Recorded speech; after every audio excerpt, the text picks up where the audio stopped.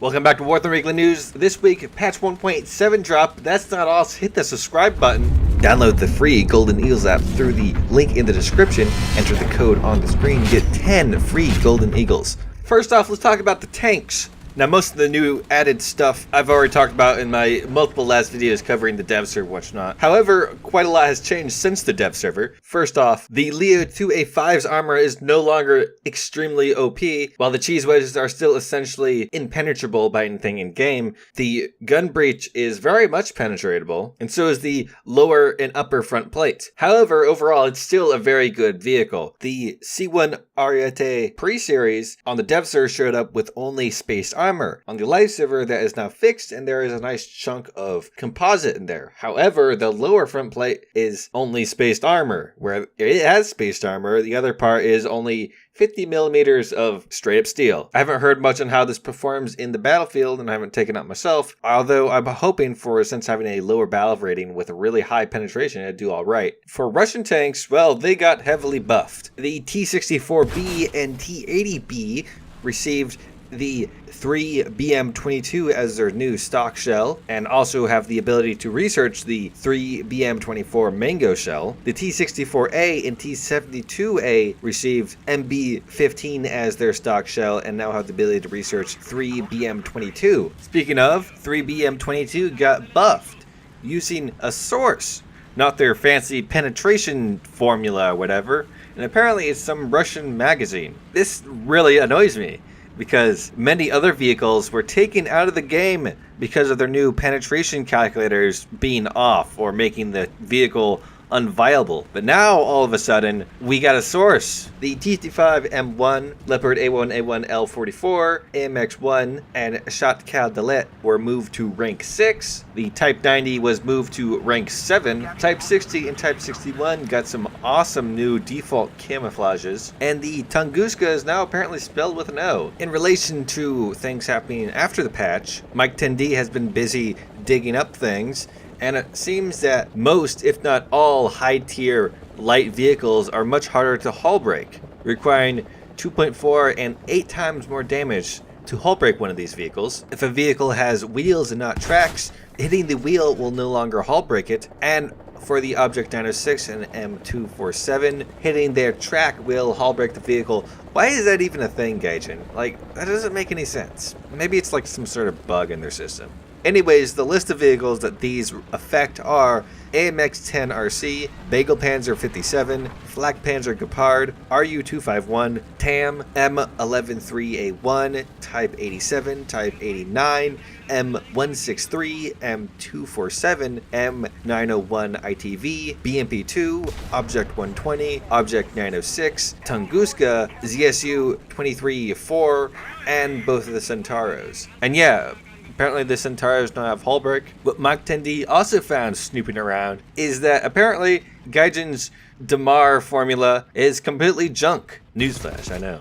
What I mean by this is apparently what the formula does is that it makes AP, APC, and APBC shells lose 10% of their penetration. However, the source that Gaijin is using, World War II Ballistics Armor and Gunnery, directly states that HE bursters and armor-piercing cap reduce penetration by about 10% compared to uncapped solid shot. But on the word of their penetration formula, it seems that they might be changing it, or at least they have changed some of how the HE variable is used in the formula that makes it so AP shells with HE in them will penetrate a bit more. At least that's what I'm trying to understand. In other words, it's more balanced for the IS-7. And finally, about tanks, is there was some assets of very communist looking statues, one of Lenin. So I'm gonna take the guess that they're gonna make a Leningrad map in the future. In the terms of aircraft, T2s are ruling the skies. The German Seahawk is apparently OP. Well, it's just like the regular Seahawk, which is at 7.7, but it has air-to-air missiles without a battle rate increase. And of course, it's premium. Speaking of which, on the Seahawks, the British Seahawk has already had a bug report on its very oddly high research cost and will hopefully be reduced. But besides the OP Seahawk, there has been lots of radar flying around, and personally, I don't think it has affected the game too much. I only have the one plane that has it, the tracking radar, that is, the F3D, and while the radar can be very useful at times, overall the plane's performance is very poor, and the radar, it is also very unreliable. Actually, I've found it extremely unreliable for tank battles with anti-air radar. Besides the F3D, a handful of other planes got radar, and I think was really only one more German plane that I didn't talk about in the past got radar. However, doing a little bit of research, it seems a lot of US planes should have some sort of radar. All the Sabres, the Super Sabre, the FJ4, the F2H, and really any old plane that has a black spot on its nose probably should have some sort of gun sight adjusting radar. At least I know the Sabres had that. A lot of bombers had radar assisting their turrets. Generally, a lot of things in the USG should have radar, though I'd be kind of worried about the balance of the game at that point.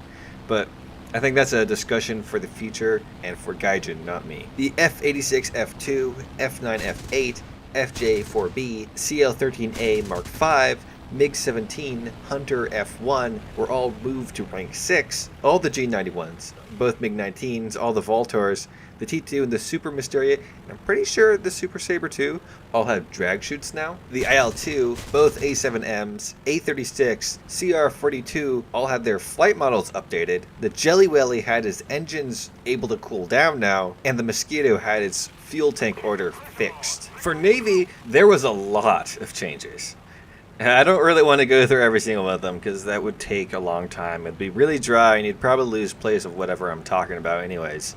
Like, some of them are small things like the firing positions of certain guns or the belts of a 37mm on some torpedo boat. But there are some bigger things that I can cover. For example, German DDs lost all their AP shells because historically they didn't use AP shells. However, they did receive base fused HE shells, which kind of act like APHE does for tanks, where the fuse is on the back of the shell, so the entire shell has to enter the vehicle before the shell is tripped. Honestly, at lower tier vessels, I love these things. Like that one 3.7 Russian destroyer is amazing. And speaking of HE, it seems HE has a buff on naval forces. Now, I specifically say naval forces, and yes, that was an intended pun, because some of the boats share the same type of ammunition with land vehicles, but the land vehicles don't have the buff. The one that came to mind first was the T-34 turret on the C-34s. Normally, the shell penetrates 21 millimeters at 0 degrees, 18, 30, and 9 at 60. However, on the C-34, at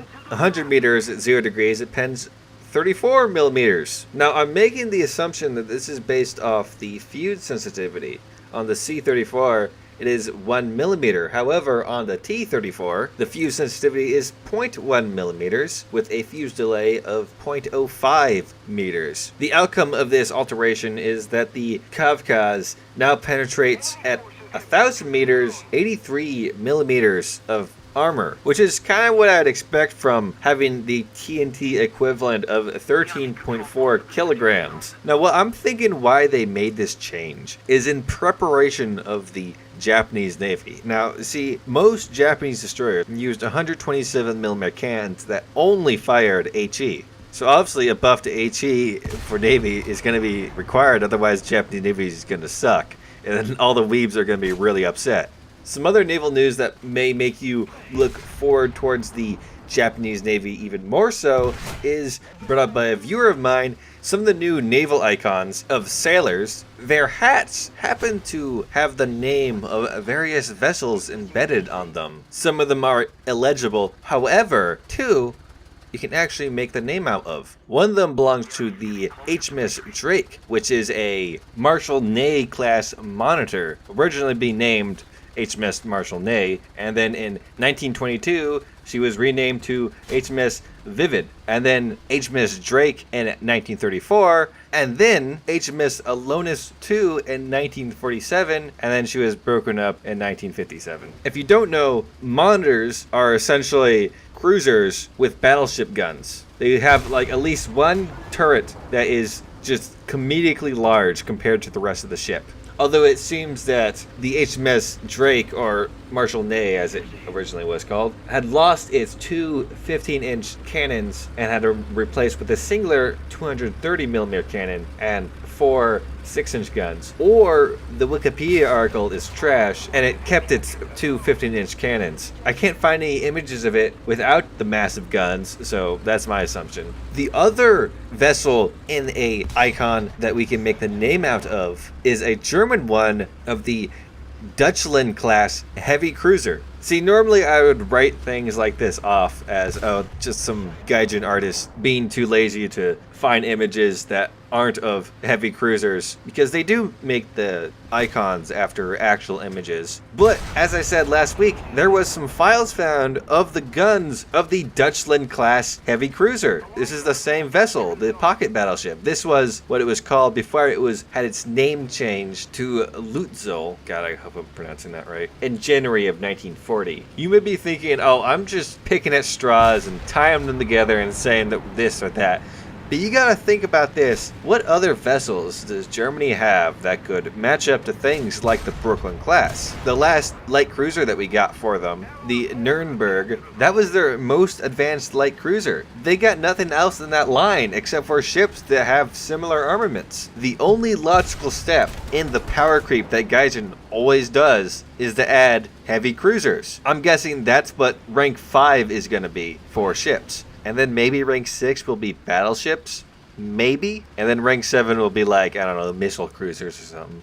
But really, that's all the naval news. There are some minor things I would like to talk about, like a large amount of APFSDS had its number of shards increase, which I'm pretty sure just means more spalling, and research cost modifications for parts and FBE for rank 7 vehicles has been reduced. But most importantly is Gaijin has opened up threads for feedback regarding battle ratings and research/repair costs for vehicles. So you can go into this thread and suggest what battle ratings you want to see changed. If you are unhappy at the current balance of the game, I highly suggest you go in there and give them a piece of your mind in a polite way. And I really hope that you guys suggest some intelligent things. I've already seen quite a few of these people asking for the mouse to be 7.3 to 7.0. Actually, no, ask the mouse to be 7.0. Yes, I want that. Anyways, that's all the news this week. If you have any comments or concerns, or if I missed anything, you can hit me up down below or on my Discord. If you liked the video, hit the like button. If you didn't like the video, don't hit the like button. If you want to see more, hit that subscribe button. I make news videos every Sunday and stream on Saturdays.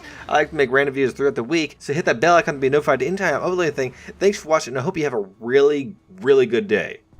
Oh, and no, I did not forget bonus news. I had something saved up from a while ago. Some random gaming news site did an interview with Anton, Russian name, and Anton was pretty good at giving really lukewarm answers, although a few of them stood out. There was a question about cross-platform with Sony, Xbox, and PC, and there was like, yeah, give it to us, Sony, which might come in the future, I guess. There's a question about all the drama of loot boxes and microtransactions, and Anton, I guess he kind of sits on a different side of this couch than us, the gamers. He is the one trying to make money from us, and to him, the way that major publishers have used loot boxes and microtransactions has really made them a not good thing, I guess that's the words, in the eyes of many gamers, making it so even free-to-play games can't have these in their game anymore, otherwise you get a lot of negative feedback, and overall it has damaged the industry, in his words.